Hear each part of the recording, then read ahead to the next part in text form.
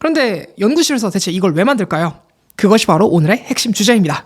물속에 넣어 보관하기 양이 거의 줄지 않는 데다 높은 수준의 방사능이 내뿜어 실현적으로 맞닥뜨릴 문제가 바로 사용 후 핵연료 사용 후 핵연료 문제라고 생각합니다.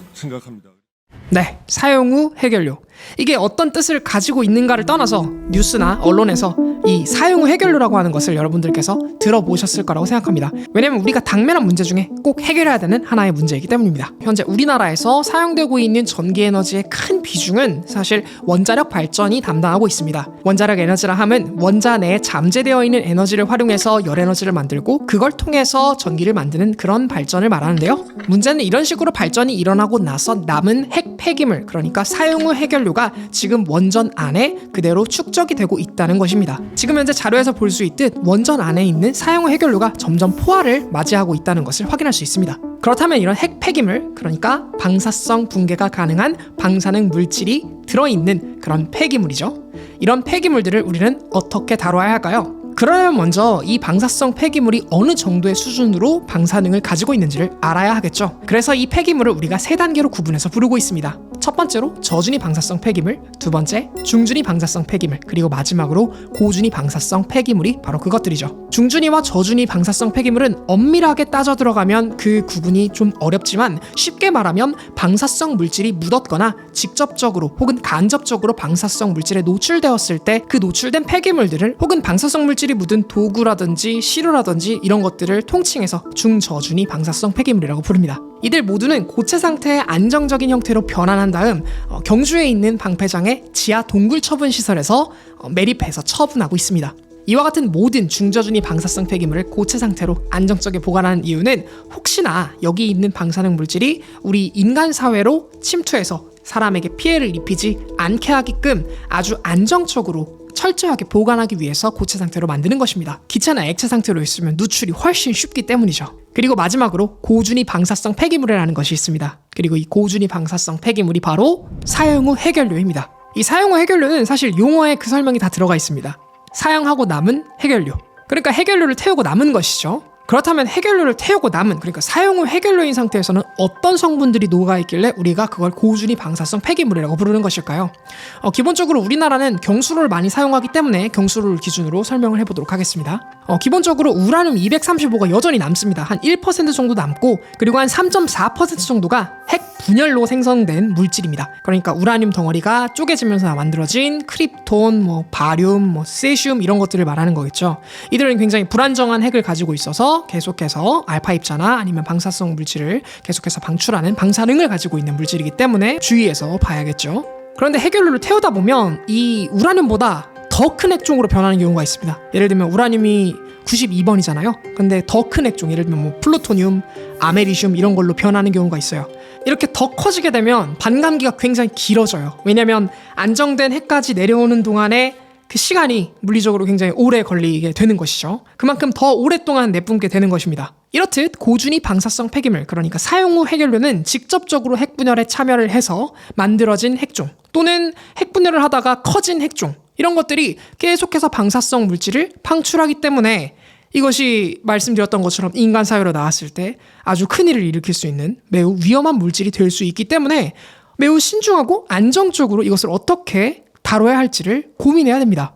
그런데 대체 방사능 물질이 뭐길래 이게 그렇게 우리에게 공포를 주고 위험하다고 느끼게 되는 것일까요? 일단 방사능, 방사성 물질 이러면 우리는 자연스럽게 암을 떠올리게 됩니다. 암, 방사성 물질, 방사능. 대체 이 방사능이라고 하는 것과 암이 무슨 관련이 있길래 그런 방사성 물질들이 우리에게 암을 유발하게 하는 걸까요? 이 방사성 물질은요, 눈에 보이지 않을 정도로 아주 작은 원자임에도 불구하고 그 원자가 마치 총을 들고 있는 것과 같습니다. 총을 사방으로 겨누고 있다가 갑자기 팡팡 하면서 총을 쏘는데요. 근데 하필이면 그 총에 맞아서 우리가 다치는 것이 세포 안에 들어있는 DNA가 다칩니다. 세포의 DNA는 세포가 분열하는 동안에 정보를 담고 있기 때문에 이 DNA가 망가지게 되면, 즉 방사성 물질에 노출돼서 세포가 오염되게 되면 그 세포가 분열하는 동안에 고장을 일으킬 수가 있게 되고, 때문에 암 발병이 높아질 수 있는 것이죠. 그래서 방사성 물질은 기본적으로 암을 발병할 확률을 굉장히 높이기 때문에 인간 사회와 격리가 될 필요가 반드시 필요한 것입니다. 바로 그런 이유에서 이 고준위 방사성 폐기물, 그러니까 사용 후 핵연료를 안전하게 잘, 그리고 인간 사회에 절대 노출되지 않는 방식으로 처분하는 것이 너무나도 중요한 숙제입니다. 우리가 당면하고 있는 숙제죠. 왜냐하면 인트로에서 소개했듯이 이제 곧 수조가 포화될 위기에 처해 있으니까요. 이 해외의 경우에도 이 사용후 해결료를 어떤 식으로 처분할지에 대한 과제는 매우 중요하게 다뤄지고 있는데요. 일전에 프랑스 대사관의 도움으로 프랑스의 이 사용후 해결리 재처리 그리고 처분에 관련된 취재를 진행했던 바가 있습니다. 예를 들면 프랑스의 재처리 시설인 라하그 그리고 연구 처분 시설인 안드라의 CGO를 직접 견학을 가서 거기서는 어떤 식으로 이런 사용후 해결료를 재처리할지에 대한 그런 여러 가지 스토리들을 볼 수가 있었는데요. 프랑스뿐만이 아니라 국제사회에서도 이 사용후 해결료가 꽤나 골치 아픈 문제이기 때문에 이것을 어떤 식으로 처분할지에 대해서 여러 가지 논의들이 이루어져 왔고 크게 4가지 정도의 방법으로 우리가 일축을 할 수 있는데요. 첫 번째는 사용후 해결료를 우주에 버리는 방법, 그리고 두 번째는 아주 깊은 바다에다가 버리는 방법, 그리고 세 번째는 빙하에다가 처분하는 방법, 그리고 네 번째가 바로 깊은 땅에다가 묻는 방법. 이렇게 4가지로 우리가 정리를 해볼 수가 있는데 첫 번째, 두 번째, 세 번째는 환경 오염적인 측면에서나 비용 문제에서나 여러 가지 문제 때문에 사실 현실성이 좀 떨어지고 네 번째, 직접 우리가 안전하게 처분 시설을 만들어서 거기에다가 잘 매립을 하는 방식으로 진행하는 것이 어떤가. 그러니까 연구 처분 시설을 만드는 방식으로 이 국제사회가 좀 합의를 하고 있는 것 같습니다. 실제로 지금 연구 프로젝트가 진행이 되고 있고요. 그런데 사실 생각해 봐야 될 것이 우리나라의 특성을 좀 고려를 해야 됩니다. 왜냐하면 우리나라는 기본적으로 화강암질로 되어 있고요. 지하수가 굉장히 풍부하기 때문에 물이라고 하는 것은 굉장히 기묘한 액체입니다. 매우 강력한 용매이죠, 물은. 그렇기 때문에 이 물을 어떤 식으로 방어하면서 만약에 처분을 한다면 처분해야 될지를 반드시 고려를 해야 될 것입니다. 그리고 당연히도 우리나라에서도 역시 이 사용후 해결료의 처분 기술에 대해서 현재 한국원자력연구원에 있는 KURT 처분 실증장을 이용해서 계속해서 여러 가지 실험들을 하고 있고 어떤 식으로 안전하게 처분할 수 있을지에 대해서 연구를 진행하고 있습니다. 사용후 해결료를 어떤 식으로 처분할까요? 첫 번째로 사용후 해결료 처분을 위해서 약 지하 500m 수준의 깊은 동굴을 뚫습니다. 다음으로 동굴 안에 처분 용기가 들어갈 수 있는 처분공을 만들어 놓고요. 처분공에 처분 용기를 감싸기 위한 완충제를 넣는데요. 그때 사용하는 완충제가 바로 이렇게 직접 만든 벤토나이트를 활용하는 것입니다. 이 벤토나이트가 굉장히 아주 좋은 특징들을 가지고 있거든요. 이렇게 준비가 되었으면 사용후 해결료를 그 완충제 안에다가 잘 삽입해서 뚜껑을 덮은 다음 그 위를 뒤채움제라고 하는 이 완충제와 동일한 소재지만 조금 물리적 특성이 다른 동일한 소재로 잘 채운 다음에 그 동굴을 막는 것으로써 처분을 완료합니다. 이렇게 해서 사용후 해결료가 영구적으로 인간 사회와 격리될 수 있도록 처분을 완료하는 것입니다. 기본적으로 여기서 사용되는 이 소재들은 우리 인간 사회에서 쓰는 다양한 소재들과는 다르게 예를 들면 10,000년, 길게는 100,000년, 100만 년 동안 안정적으로 사용후 해결료 용기를 잘 감싸 안고 있어야 하고 그 안에 있는 방사능 물질이 물에 녹지도 않고 바깥으로 새어나오지 않도록 안전하게 오랜 기간 동안 막아줘야 되기 때문에 매우 이 소재를 찾는 것이 중요한 연구 과제들 중 하나가 되겠습니다. 정리하자면 사용후 해결료를 처분하는 중점적인 연구 과제는 이 사용후 해결료를 담는 용기 있잖아요. 이 용기가 얼마나 안정적으로 오랫동안 자신의 임무를 수행할 수 있는지, 그리고 그 주변에 용기에서 혹시나 뭔가 이상이 생겼을 때, 방사성 물질이 바깥으로 새어나왔을 때 그것이 다시 한 번 더 새어나가지 않도록 하는 완충제가 얼마나 제 기능을 잘 발휘하고 침식이나 이런 것들에 안정적으로 잘 존재할 수 있을지, 마지막으로 사용후 해결료를 처분하는 처분장을 구성하고 있는 그 자연환경 그 자체가 얼만큼 방사능 물질을 확산시키지 않을 수 있는지 등을 연구하는 것이 사용후 해결료 처분 기술의 핵심 과제인 것입니다. 자, 그렇다면 구체적으로 어떤 걸 연구해야 될까요? 일단 첫 번째로 완충제에 대한 소재 연구가 필요하겠죠. 방사능 물질이 물에 녹게 되면은 마치 소금이 물에 녹았을 때 이온으로 쪼개지듯이 이온의 상태로 물에 존재하게 됩니다. 음이온이나 양이온의 형태로 기본적으로 존재하게 되는 것이죠. 그런데 이 벤토나이트가 그런 음이온과 양이온을 흡착하는데 아주 탁월한 성능을 지니고 있습니다. 그리고 이 벤토나이트가 또 독특한 게 물을 먹으면 팽윤 현상이 일어나요. 팽윤 현상을 좀 쉽게 설명한다면 식당 같은 데 갔을 때 물티슈를 물에 적시면 갑자기 물티슈가 쭉 서면서 이렇게 롤로 변하는 물티슈들 있잖아요. 그런 식으로 여기 있는 이 벤토나이트가 물을 머금게 되면 그 물을 머금은 만큼 팽창을 하게 되는데, 물을 먹으면서 팽창을 했다라고 해서 이거 우리가 팽윤이라고 부르거든요. 얘가 얼마나 팽창하는지 한번 실제로 물을 먹여볼까요? 얼마나 나오는지 한번 재봅시다. 지금 49.6mm 나왔죠? 물을 부었고요. 이대로 3일 동안 한번 물을 먹여보겠습니다. 어떻게 되는지. 오 마이 갓. 딱딱함은 없어졌는데요. 팽창을 했죠. 거의 용기만큼 팽창한 것 같으니까. 물론 부스러진 것을 좀 고려를 해야겠지만 83.1mm 굉장히 많이 팽창을 한 걸 볼 수 있습니다. 만약에 이 벤토나이트가 어떤 특정한 딱딱한 용기 안에 들어갔다면 얘가 팽윤을 하면서 압력을 그 용기에 가하게 될 것이고 그 결과는 이런 식으로 나타납니다. 물을 먹으니까 팍 깨진 거예요. 팽윤압 때문에요? 팽윤압 때문에. 이 팽윤압이 세기 때문에 지하수가 들어온 거를 강력하게 막는 거예요.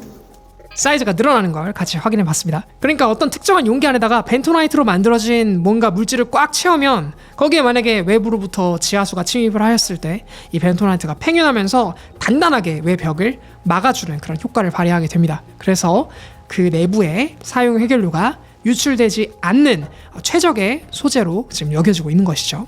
근데 이뿐만이 아닙니다. 기본적으로 이 사용 후 해결료는 그 내부 안에 이 해결료가 방사성 붕괴를 일으키고 있기 때문에 이 붕괴가 일어나고 있는 동안에 계속해서 열이 발생하게 돼요. 그래서 적어도 한 100도에서 200도 사이에 그 언저리의 어떤 온도가 계속해서 환경적으로 주변에 있는 안반을 데운다던가 용기를 데운다던가 할 텐데요. 그렇기 때문에 이 뜨거운 열기에서 얼만큼 소재가 잘 견딜 수 있는지, 그리고 지하 500m라고 하면 땅도 누르고 지하수도 누르고 여러 가지 환경적인 요인 때문에 굉장히 고압의 형태가 유지가 될 텐데요. 그러니까 고온 고압에서 얼마나 이 소재와 재료들이 잘 버텨줄 수 있는지도 꼭 필수적으로 연구를 해야 하기 때문에 이 벤토나이트만 만든다고 되는 것이 아니라 이 벤토나이트가 고온에서 또는 고압 환경에서 혹은 지하수가 흐르는 환경에서 어떤 식으로 잘 유지하고 자기를 버틸 수 있는지 이런 것들에 대한 물성을 측정하고 특성들을 연구하는 것이 반드시 중요한 과제가 될 것입니다. 뿐만 아니라 이 용기, 그러니까 사용 후 해결료를 싸고 있는 용기가 또 얼만큼 부식이 일어나지 않고 주변 환경의 고온 고압을 잘 견뎌낼 수 있는지 등도 같이 연구를 해야겠죠. 그래서 이런 관련된 모든 기술과 연구들을 우리나라에서는 사용 후 해결료 관리 핵심 기술 개발 사업단에서 개발하고 있습니다. 그래서 저는 사용 후 해결료 관리 핵심 기술 개발 사업단의 도움을 통해서 실제로 우리나라 동굴 처분 시설 그리고 한국원자력연구원 내부에 위치한 이 사용 후 해결료 처분하는 기술을 연구하는 연구소에 직접 방문을 해서 관련 내용들을 취재할 수 있었습니다. 가장 먼저 방문할 수 있었던 곳은 사용 후 해결료를 처분하기 위한 용기 그리고 완충제, 이와 같은 것들의 물성과 특성을 연구하는 기술 개발이 이루어지고 있는 실험실이었는데요. 와, 공학적 방벽 시스템 성능 실증 실험실. 실제로 방문을 해보니까 이 지하 환경을 재현해서 그 환경에서 소재가 잘 견딜 수 있는지에 대한 실험이 매우 종류가 다양하게 있었는데요. 그 중에 첫 번째로 해결료가 담긴 용기를 집어넣었을 때 그 용기 주변에 있는 완충제의 두께를 재현한 다음에 이 용기가 굉장히 뜨겁기 때문에 용기가 닿고 있는 면은 고온일 테고 용기 바깥쪽에 있는 완충제는 물이 닿고 있는 환경이겠죠. 외부로부터 지하수가 들어올 테니까요. 그래서 이런 환경을 재현할 수 있는 실험을 통해서 소재가 잘 견딜 수 있는지를 확인하는 실험이 하나 있었고요. 또 이 밀폐된 용기 안에다가 벤토나이트를 포함한 다양한 완충제를 집어넣고 이 고온에서 얼마나 이 완충제가 물성이 변하지 않고 잘 자기의 형태를 유지할 수 있는지에 대한 실험도 확인을 할 수 있었습니다. 여기 지금 제 왼쪽에 보이는 이 오븐이 지금 여기 보시면 200도, 뒤쪽에 보면 125도짜리 오븐도 있고 다양한 온도 조건이 있는데요. 이것은 지하 한 500m에 사용 후 해결료를 처분하는 그 공간에 있는 지질학적 어떤 열 특성을 좀 재현해 놓은 그런 모습입니다. 여기에 재료를 넣고 그 재료가 안정적으로 사용 후 해결료들을 감쌀 수 있는지에 대한 재료 특성을 연구하는 그런 장비라고 보시면 됩니다. 온도가 올라가게 되면 그만큼 처분공의 간격을 줄일 수 있다는 이점이 있다고 합니다. 그래서 온도가 올라가면 이 처분 면적을 더 효율적으로 쓸 수 있게 되는 것이죠. 우리나라는 땅의 면적이 작기 때문에 최대한 고효율의 처분을 할 수 있으면 좋은데, 효율이 좋으려면 조밀조밀하게 처분공을 만들어야 된다는 특성이 있죠. 근데 조밀하게 만들면 이 해결료에서 전부 다 열이 발생을 하니까 그만큼 고온에서 더 잘 버틸 수 있는 소재가 필요하게 되니까 이 소재 자체가 좀 더 고온에서 버틸 수 있다면 이 처분공의 간격을 줄일 수가 있고, 그러면 전체 면적이 줄어들겠죠. 그래서 그것을 노리고 고온에서의 이런 물성 실험도 현재 연구 중인 것입니다. 그리고 목표 자체가 지하 500m이기 때문에 굉장히 고압의 조건은 기본적으로 깔려있는 상태입니다. 근데 이런 고압의 조건에서 기체가 발생하게 되었을 경우에 이 고압의 기체가 또 이 어떤 소재나 아니면 용기에 어떤 물성의 변화를 줄 수 있을지에 대한 연구도 진행을 해야겠죠. 그래서 그런 연구가 또 진행을 하고 있었고요. 그리고 또 지하수가 공기를 머금고 있으면, 그러니까 산소를 머금고 있으면 금속을 부식시킬 수 있는 특성이 더 올라갑니다. 그래서 산소가 있을 때 혹은 산소가 없을 때 용기가 얼마나 잘 부식할 수 있는지 뭐 이런 것들에 대한 안정성 연구도 진행을 하고 있었고요. 용기가 부식하다 보면은 부식이 이루어지면서 금속이 부식을 한다는 건 자연스럽게 그 금속으로부터 가스가 발생한다는 뜻입니다. 그래서 이 가스가 발생했을 때 이 가스에 대한 또 2차 데미지가 용기에 가해진다고 해요. 그래서 이 2차 데미지가 어떤 식으로 가해지는지, 얼마나 용기가 더 안정적으로 잘 자기의 형태를 유지할 수 있는지에 대한 실험도 진행을 하고 있었습니다. 굉장히 꼼꼼하게 여러 가지 것들을 하고 있죠. 그리고 완충제뿐만이 아니라 뒤체험제 테스트도 당연히 이루어졌고요. 완충제랑 비슷한 컨셉으로 이 뒤체험제 테스트도 이행이 되었습니다. 용기 안에 뒤체험제를 집어넣고 뒤체험제의 팽윤압을 분석을 해서, 그러니까 뒤체험제가 물을 머금고 팽창하면서 이제 압력을 행사하는 그 압력을 분석을 해서 어떤 뒤체험제가 가장 효율적으로 이 용기 처분을 했을 때 안정적으로 그 환경을 보호할 수 있는지, 얼마나 오랫동안 그 특성을 유지할 수 있는지에 대한 이런 실험도 진행을 했습니다. 그리고 제가 여기에서 바로 이 벤토나이트를 직접 찍어 눌러서 가지고 온 것인데요. 또 중요한 실험 주제 중에 하나가 이 용기가 처분되었을 때 그 처분된 용기 주변을 완충제가 보호를 하고 있잖아요. 그런데 이 완충제 사이로 지하수들이 왔다 갔다 흐르게 될 겁니다. 그래서 실험을 어떤 식으로 진행을 하냐면, 완충제를 놓고 그 완충제 주변에다가 인공의 전리를 만듭니다.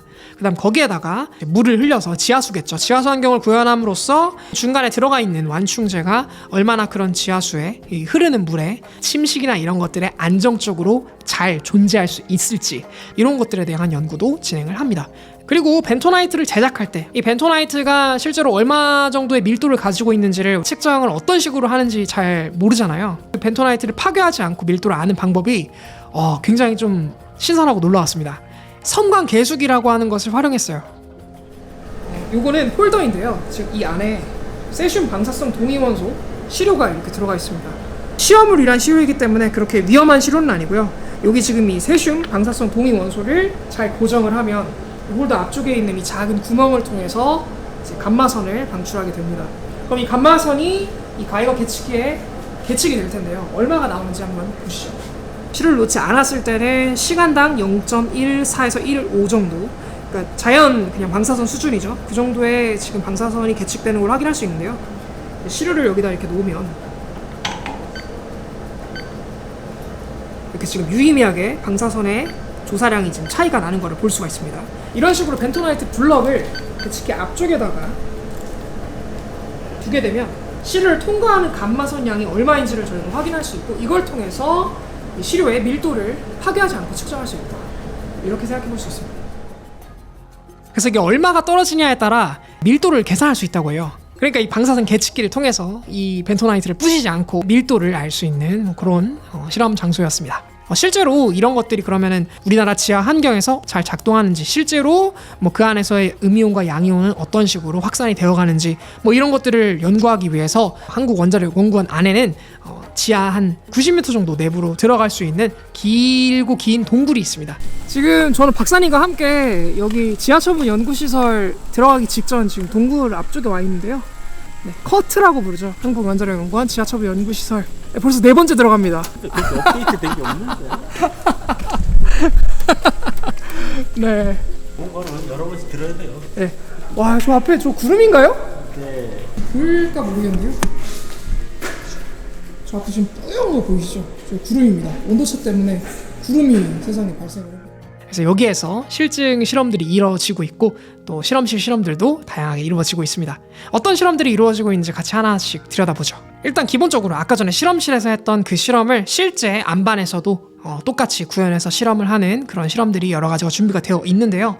직접 찾은 안반에 전리가 있습니다. 동굴 안에 들어가서 직접 그 지하 환경에서 찾은 이런 화강암의 전리가 크게 나타나는 곳들을 몇 군데 확인할 수가 있는데요. 그 전리에다가 실제로 얼만큼 그 음이온과 양이온이 전리를 따라서 이동하는지, 그 이동의 속도를 분석하고 확산의 정도를 분석하고, 이런 실험들을 여러 가지 센서들을 그 전리에다가 이렇게 잘 삽입을 해서 그 센서 사이로 일반적인 음이온, 양이온을 집어넣어서 얼만큼 잘 확산하는지를 테스트하기도 하고요. 마찬가지로 우리나라 채석장에서 직접 가지고 왔다고 합니다. 이렇게 전리가 하나 촥 이렇게 그어져 있는 돌에다가 이제 음이온, 양이온을 넣어서 어떻게 확산되는지를 또 실험실 수준에서 연구하는 그런 모습도 확인할 수 있었습니다. 그리고 또 지하 500m에 직접 그 처분 용기에 소재를 집어넣어서 그것이 어떤 식으로 부식을 실제로 하는지에 대한 부식 특성을 실험하는 실험 장소도 확인해 볼 수 있었는데요. 놀라운 것은 거기에서 지하수가 위로 뿜어져 나오고 있었다는 사실입니다. 그 지하 500m 주변에 있는 지하수의 환경이 여기 지금 지표에 있는 환경보다 더 압력이 큰 환경이라고 하는 것을 우리가 또 확인을 할 수 있는 그런 부분이었죠. 왜냐면 물이 400m의 높이를 뚫고 위로 올라오고 있다는 뜻이잖아요. 400m라고 하면은 대기압의 40배입니다. 그러니까 지하 500m는 대기압의 40배보다 훨씬 더 큰 압력을 그냥 상시에 가지고 있다는 뜻이죠. 굉장하죠. 그리고 여기 현장에서 또 확인할 수 있었던 실험이 완충제의 특성이 이온을 잘 머금는다고 했잖아요. 그래서 실제로 여기에서 완충제의 포획 실험, 그러니까 이온을 얼만큼 잘 포획하고 있는지에 대한 실험도 또 이렇게 확인할 수가 있었습니다. 이런 특성을 우리가 확인을 한다면 만약에 정말 용기가 뭐 부식이 되거나 혹은 뭐 균열 때문에 깨져서 바깥으로 방사성 동위원소들, 그러니까 방사능 물질이 유출이 된다 하더라도 이 완충제가 방사능 물질을 쫙 흡착해서 인간 사회로 퍼지지 못하도록 잘 완충하는 그런 역할을 잘 해줄 수가 있겠죠. 그래서 이런 소재를 개발하는 것이 매우 중요합니다. 또 마찬가지로 지하 500m 환경에서 또 해결료 근처에 있으니까 고온이죠. 고온과 고압의 환경에서 완충제가 뭐 광물의 결정화가 된다든지 뭐 이런 식으로 변성 테스트도 또 같이 이행을 하고 있다고 합니다. 마지막으로 우리가 또 들여다볼 수 있었던 하나의 또 장소가 바로 인뎁스라고 해서 실제 처분공보다 약 3분의 2 정도 사이즈를 줄인 모의 처분공을 만들어서 거기에 모의 완충제, 물론 이 완충제는 실제로 벤토나이트로 압축해서 우리가 앞에서 소재 연구했던 그 완충제겠죠.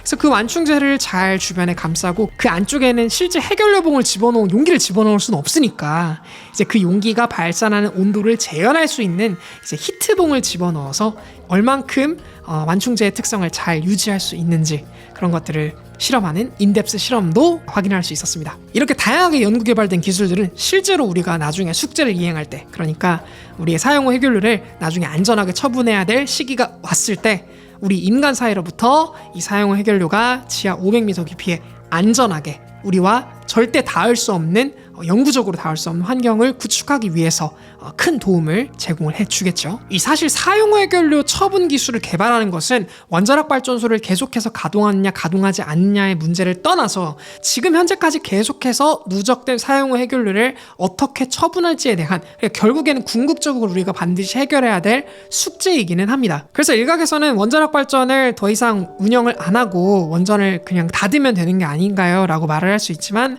우리나라에 지금 공급하고 있는 전력 에너지의 정말 큰 부분을 지금 원자력 발전이 계속해서 공급을 하고 있는 중이고, 이것이 전부 다 100% 대체되지 않는 한은 계속해서 원자력 발전을 구동해야 될 테고, 그리고 설령 구동하지 않는다고 할지라도 원전 안에서 지금 현재 계속해서 보관되고 있는 이 사용 후 해결료, 그러니까 고준위 방사성 폐기물을 언젠가는 처분을 해야 될 시점이 올 텐데, 그때 우리가 이 기술을 가지고 있지 않으면 이것을 우리가 인간 사회로부터 안전하게 격리하지 못하게 될 테니 이 기술은 우리가 반드시 해결해야 될 숙제라고 여겨볼 수 있고, 우리 모두가 그래서 더욱더 이런 사용 후 해결료를 처분하는 기술에 관심을 갖고 이것이 어떤 식으로 안전하게 처분될 수 있는지를 아는 것이 매우 중요하다고 할 수 있습니다. 그래서 현재 우리나라에서도 세계 추세에 걸맞게 사용 후 해결료를 안전하게 처분할 수 있는 기술이 계속해서 개발 중인 것이고, 사용 후 해결료 관리 핵심 기술 개발 사업단이 주도적으로 이 기술을 계속해서 개발하고 연구를 하고 있는 것입니다. 내 얘기랑 좀 동떨어졌다라고 여길 것이 아니라 우리가 언젠가는 해결해야 될 숙제니 사용 후 해결료를 어떤 식으로 처분해야 될지에 대한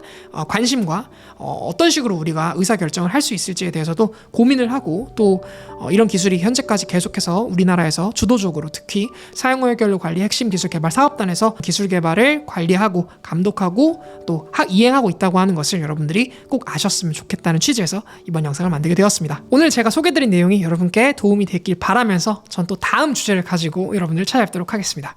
언제나 그랬듯 과학을 쿠키처럼.